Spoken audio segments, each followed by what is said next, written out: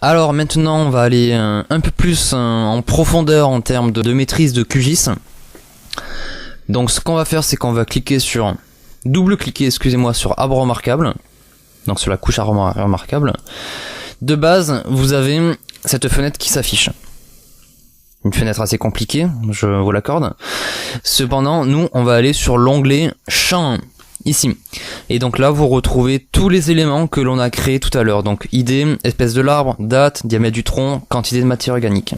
Ce que je vais vous donner comme conseil, c'est une façon plus rapide et plus précise de rentrer vos données selon vos types de données. Par exemple, espèce de l'arbre, je l'ai fait au début, durant mes débuts de maîtrise de QGIS, et ça a été très compliqué. En fait, si vous laissez en mode édition de texte, vous allez à chaque fois rentrer manuellement l'espèce de l'arbre. C'est long, et en plus de ça, vous risquez de faire des erreurs.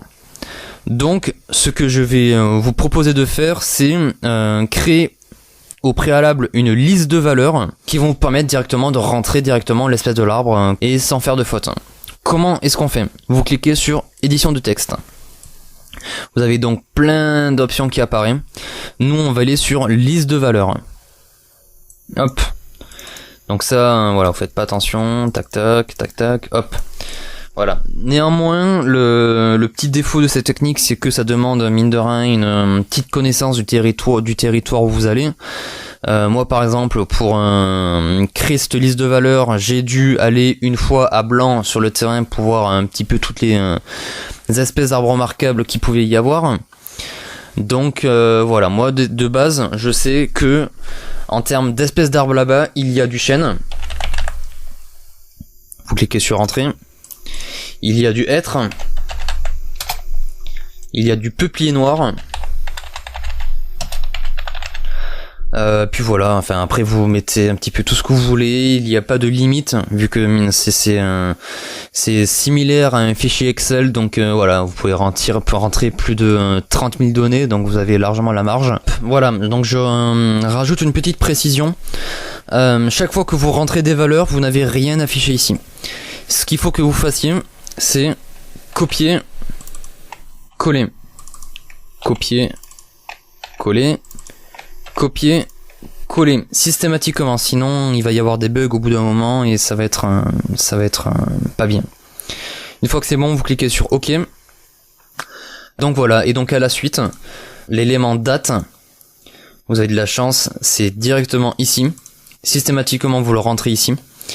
Le fait de faire ça, ça va vous permettre, une fois sur l'application QField, donc sur Android, lorsque vous allez cliquer sur date, ça va vous afficher directement un carré avec la date du jour et donc tout le mois entier tout simplement.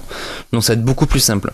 Si vous laissez en édition de texte, vous allez juste avoir une case vide avec le clavier qui va s'afficher en bas et donc ça va être assez compliqué de remplir la date. Le diamètre du tronc, vous le laissez comme ça. Quantité de matière organique, ça c'est vous laissez aussi comme ça en édition de texte. Je vais rajouter un élément, hop, un élément qui va s'appeler un photo, parce que QGIS permet aussi de prendre des photos des éléments. Vous faites pas attention, enfin moi je le mets en texte de chaîne de caractères, comme ça me permet de pas avoir de bug. Voilà, vous cliquez sur OK.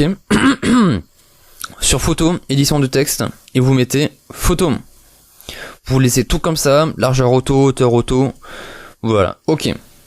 Ça me permettra, une fois sur l'application QField, de juste cliquer sur l'onglet photo, ça m'ouvrira l'appareil photo et je pourrai prendre une photo directement de l'élément.